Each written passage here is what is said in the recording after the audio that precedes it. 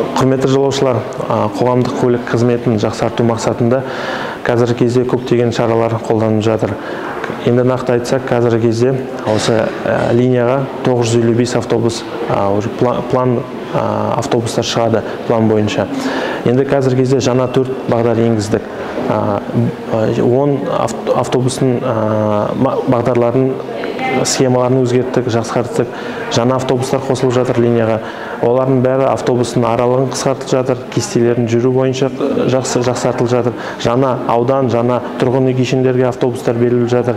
Және де нақты айтсақ, ол жұмыс тоқталмайды, ол жұмыс жүре береді. Енді нақты айтқанда, осы бүгіннен бастап 7 бағдарға 11 автобус қосылды. Ол 5 биса автобустарына 2 бірлік қосылды. Ол 14-тен 16-ға дейін. 8-ші бағдарға 17-тен 20-ға дейін. 45-ші бағдарға 12-ден 14-ке дейін. 54-ші бағдарға 14-тен 16-ға дейін. 60-ші бағдарға 12-ден 13-ке дейін. Және де 61-ші бағдарда 15-тен 16-ға дейін.